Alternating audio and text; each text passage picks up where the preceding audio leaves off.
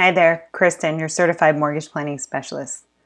Today, what I want to talk about is debts and what debts to pay off first. The common American has over $20,000 in credit card debts. That's a pretty shocking number.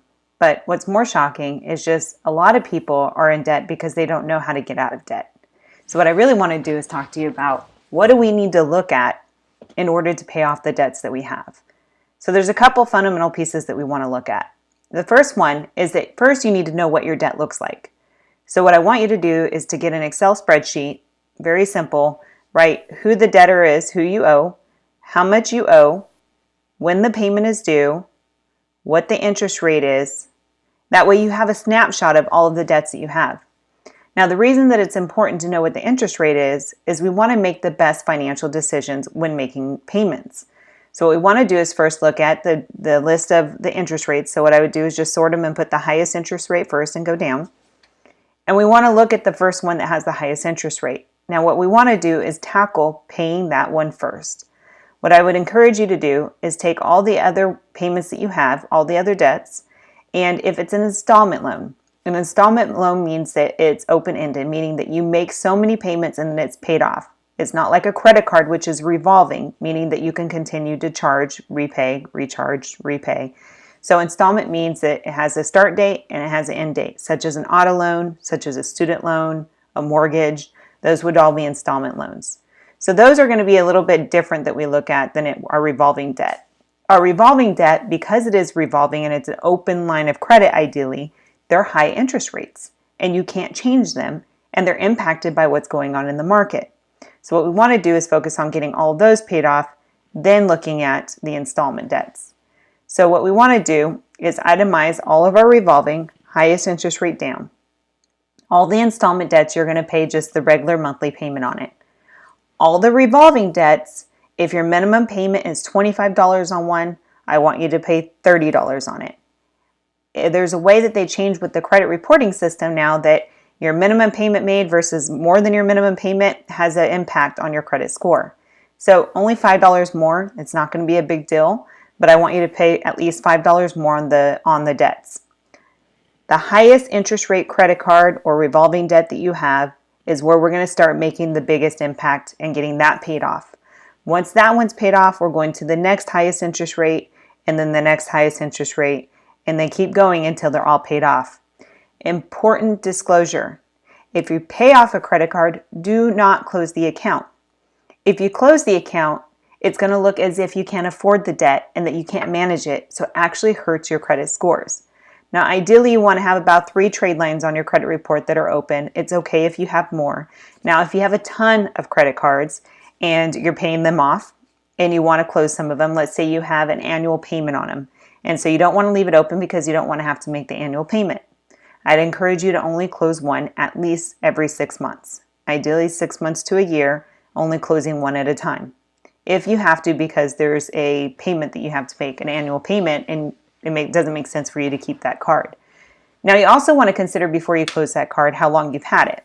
So if you plan on making a big purchase, car, renting a new place, buying a new place, in a relatively soon time from when you're working on this, you may want to leave that card open. Because if it's your longest standing credit card, it takes into account on your credit and the way that your credit's rated, the history of how long you've had the credit cards. So if you have these other credit cards and you don't have an annual payment, but you've only had them for a year, keep that card open because you're going to want that history to keep your credit scores up. Now, if you have other credit cards and you've had them for years and this one has a annual payment, go ahead and close it. Again, only one that you want to close every 6 months to a year until you get to where you have maybe 4 or 5 accounts total that are open at the most in that parameter.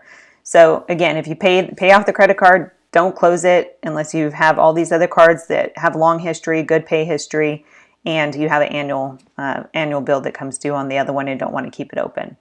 So I would encourage you, as you're going through your payoff, to start with, again, the highest interest rate. And what I want you to do is every time you pay off a credit card, I want you to reward yourself somehow. I want you to celebrate it because it's huge. That's a great accomplishment. And oftentimes we don't celebrate our successes. And we think about, well, I still have all these other credit cards, which is true. But celebrate that you just paid off this huge credit card, because you know what it's going to do. It's going to create endorphins and excitement to keep paying off these credit cards. And then what it does is when you pay them all off, you're not going to want to charge them again. You're not going to want to build up that balance anymore, because you worked so hard and you celebrated your successes and you took control of your finances. So every time you pay off a credit card, do something. Now, I don't mean go spend more money. What I do mean is something, small. It doesn't have to be anything big, whether it's something that you enjoy. Go get a coffee, go get an ice cream cone, go do something, go watch a movie, something that's not going to spend a lot of money, but something that you can be like, I'm so proud of myself right now. I paid off that credit card. It was amazing. Because that's a huge, huge, huge success. Eliminating credit card debt and going through it takes work, and it's going to be hard. And you're going to have to go through all of your bank statements. And what I would encourage you to do when you sit down and you put all your debts out, I want you to go through the last 2 to 3 months of your bank statements. And I want you to take a highlighter, and I want you to highlight everything on there that is something that had to be paid for. So rent, food, gas, things that you have to pay for. And then after you're done, I want you to go back and look at everything that you didn't highlight. And I want you to tally up those expenses and see how much you spend a month on things that you don't need. And the reason that we do this is we need to start impacting our thought process to understand the difference between needs and wants at the time that we purchase them.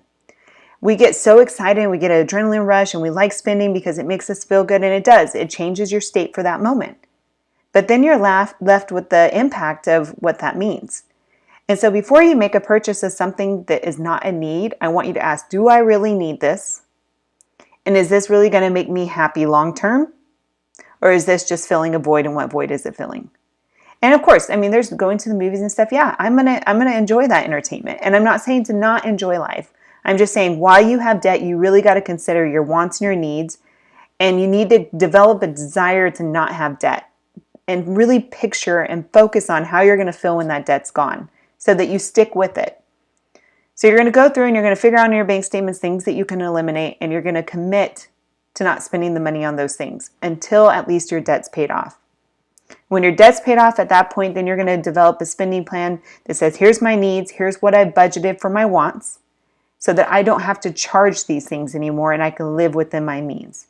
And maybe at that point you realize you need a second job for a while in order to pay these credit cards off, or you need to do side things in order to get some more money to get it paid off, because you don't want to be so restricted and you want to make sure that you're living within your means. So I'd encourage you, don't take this as a downer video. I want you to take it as an excitement video. I want you to envision what it's going to feel like when your debt's paid off. And I want you to commit right now to that first step. Go print your bank statements out, and I want you to start going through and highlighting the things that you need and realizing the things that you know. Then sit down and I want you to write a list of all your credit cards, how much you owe, what the interest rates are, and then I want you to figure out in your budget, how much can I pay in addition to these other payments that I'm making towards this one credit card by eliminating these things that I don't need right now. And then calculate, if I can afford this much, I should have it paid off in this much time. Now you have an envision of January, February, I'm going to have this credit card paid off. And you start feeling that excitement knowing that you're going to pay it off and you're not going to have that debt anymore. And then when you reach that target, you're going to go do something and you're going to celebrate that success. And then you're going to take the additional savings and you're going to apply it to the next credit card. If you stay disciplined and you follow this outline, I guarantee you, you will get your debt paid off. And I'd love you to reach out to me and just let me know when you did. I love seeing how people succeed. It just takes that initial step, that initial direction, that drive, but it does take commitment.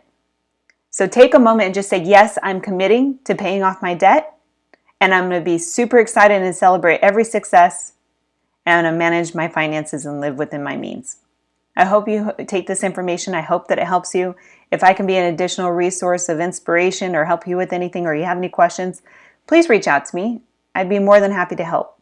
We only know what we're taught, and we only get to where we're going by taking action. So I hope that you take action today.